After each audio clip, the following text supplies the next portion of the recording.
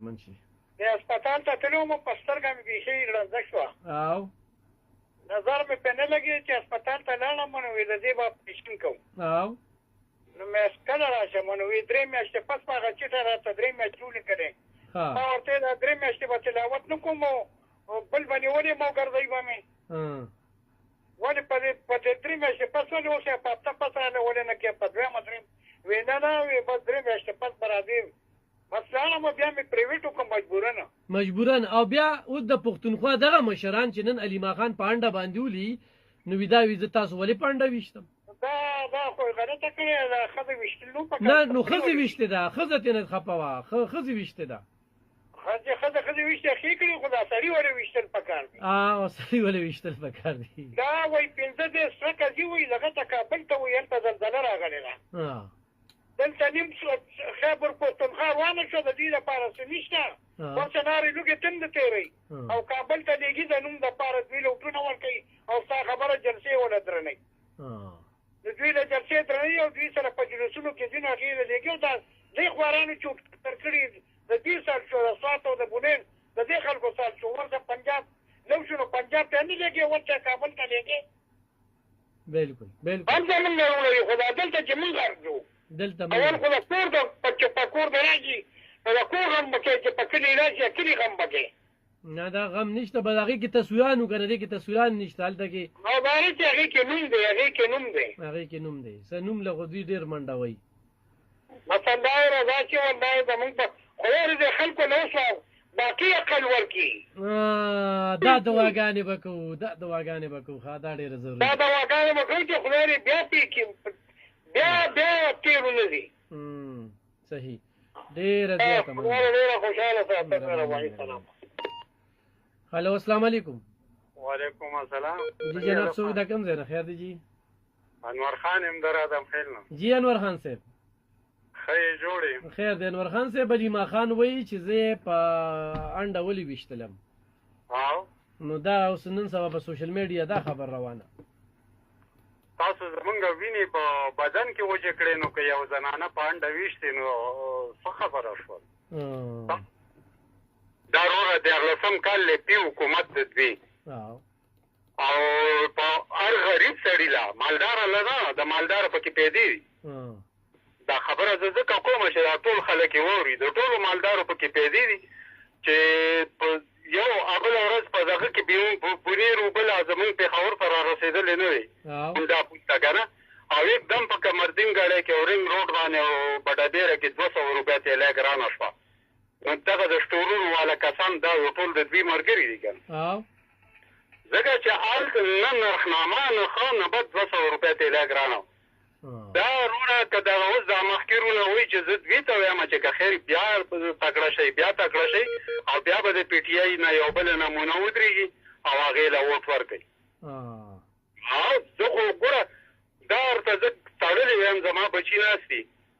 چې کله په 2018 کې د ده حکومت راتلو نو ما دې بچو ته ویلي چې د هغه حکومت به راځي وایي دا ولې ما بچي شرط را سره کېدی چې د هغه حکومت به راځي او دا به درته وایم چې کله د ده حکومت راغی او نواب شریف حکومت پرېوته هغه نرخنامې ما سره نن هم لیکلې پرتې دي ما یو هلک بازار ته ویستو ما بچی پټرول ونه واخله تر مالګې تیلو دبلي پورې نرخنامه ما له دوکانه راوړه په 230 روپۍ دړی چې دی 20 روپۍ تیلی وړه په دا کومه چې په نن په 2500 په 300 ډبه خرڅېږي هغه کوهینور بېکاره غوړي هغه په 20 کم 1500 او 950 او ښه غوړي په 200 دړی غوړي دا ټول نرخنامې که یو سړی غواړي زه په اخبار کې م ورکولی شم دا ما سره د هغه وخت پرتې دي او دا ما دوی ته ویلي ما ورته څه وویلي د وړو تیلی ما په 1100 بیا خورئ په 3400 روپۍ مو خوړه په 3400 د دوی په حکومت کې په لا اله چې په 34 دا ټولې خبرې ما د هغه وخت لیکلي د 65 نه پېټرول لاړل کوم ځای ته 320 ته په 320 روپۍ لیټر هم اخېستي که اوس ګران شو د ګرانۍ نه ګراني بیا راځي خو د ګرانۍ نه ارزاني نواب شریف راوستې وه بیا یې هم ویم او بیا به هم ویم او بیا به هم وایم د زرداري حکومت کې په 4600 په 3500 ټیم غوړي په 3500 د چینو بورې په 4000 4400 د اوریا سره څه شی د EDP سره وه موږ زمیندار خلک یو نواب شریف چې پرې راغی هغه 4400 EDP یې په 1800 کړه خو هسې داسې هم راشي که نه چې نن پکې انډه و نو سبا چپړم یو دم د دوی په وخت کې دا په لیډرانو باندې دا ګزارونه هم راغلي دي که نه نن پې په خپله ولګېدل او خپله ورکره یې ولي بالکل دا ورسره زه منم زه وایم چې په انډه خو نه چې په یو سیر تیږې ویشتې وه ځکه چې زمونږ دې خلکو د غریبانانو وینې راښکلې او په سینه به راته لاس کېږي په سټیټ به راته ګډېږي چې زه ستاسو شکریه ادا کوم زما شکریه کم ادا کې چې هغه 500 کسان دي په جیلونو وردنه کړه د پردي ماشومان پردي بچي کم زلمي چې تا ځان سره بوتلي وو یو سپین ږیری ما په ډاکټن پورې بې شرمه لیدو په پټه ولاړو نو هلکه که څه وغورځولې او هغه جلسې له چې لاړه 500 کسان تېدو دوی په بیا یې ویډیو څه خوره کړه چې زه حمیدر خان خو بچي وو زه پلانکي خانه خو بچي وو خو لکه 1500 کسان 450 رانه مړه شو فوج را باندې تېر وکړو نو هلته خو دې څه په جیل وردننه کړه چې دلته دې ولا میندې خویندې رونه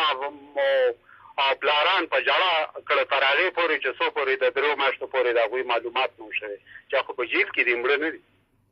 صحیح ډیره زیاته مننه کلی په کلی او کلی په کلی کې دغه چې علیما خان نن عدالت مخې ته ولاړه وه میډیا ته انټرویو ورکوله او دغه ټیم کې یو زنانه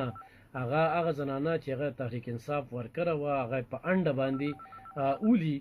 او هغه چې اولی نو بیا د هغې نه پس هغه ګرفتاره شي او هغه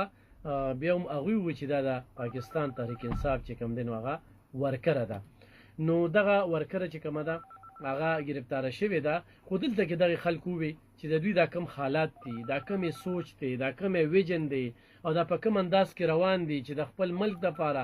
بیا د په خاصه توګه د خپلې صوبې دپاره دې توجه نه کوي یا دوی به خبره نه کوي نو دا به چې کوم دی نو دا صورتحال به راځي چې په دغه نو په کاڼو نو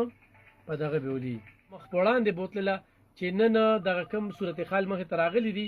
نو راتلونکي وخت کې دا صورتحال وي چې نه په سیلاب خبره کوي